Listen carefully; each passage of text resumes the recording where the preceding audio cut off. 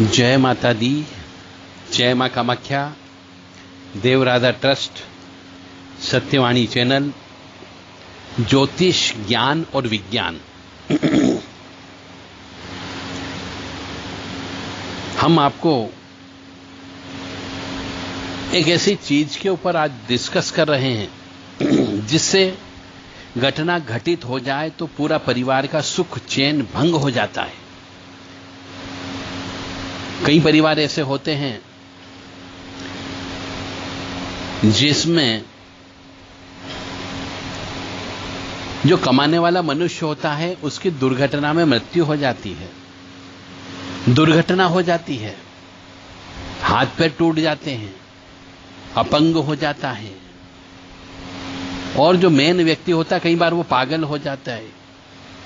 Unsound mind हो जाता है दुर्घटना की वजह से, और पूरे परिवार बर्बाद हो जाता है, सुख चैन सब चला जाता है। तो ऐसा क्यों होता है?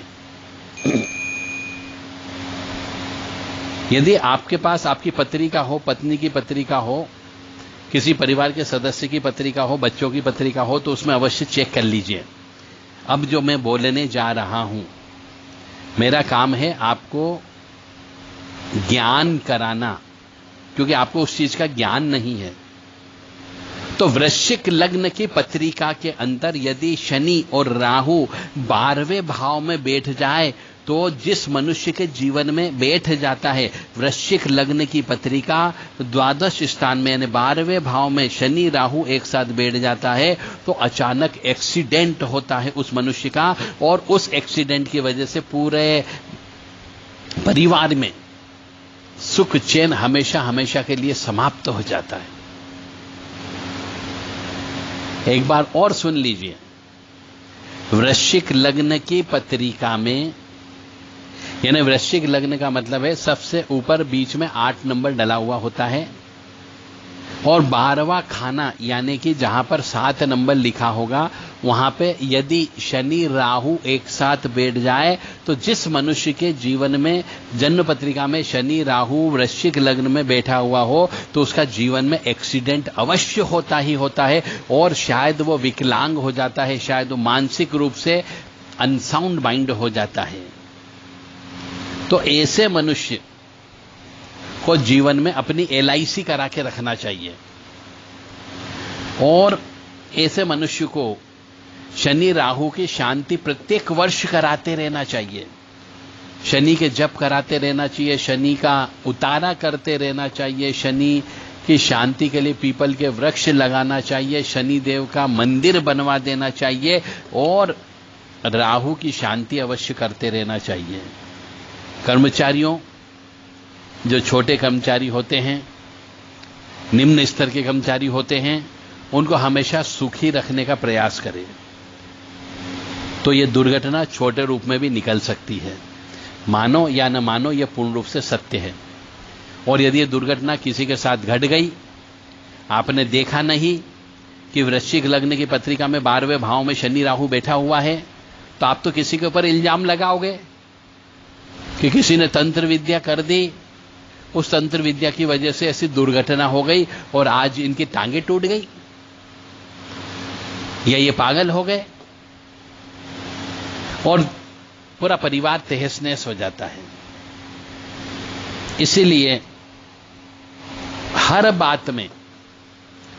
तंत्र को मत लेकर के आइए, यह कहने का मेरा अर्थ है। क्योंकि जीवन में सुख दुख लगे रहते हैं,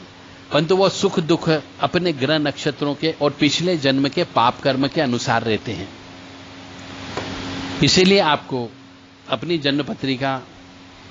4-6 व्यक्तियों से पूछ लें कि कोई ऐसी घटना घटित होने की संभावना तो नहीं है,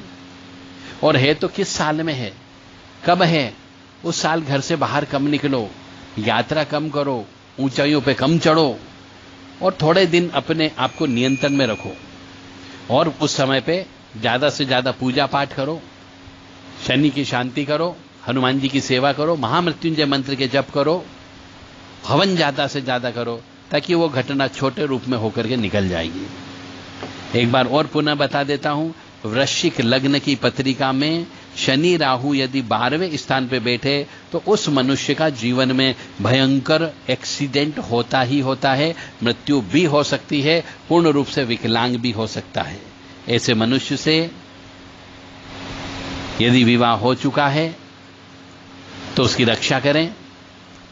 उसके लिए जप तप करवाएं, शनि की शांति करवाएं, शनि का उतारा करवाएं,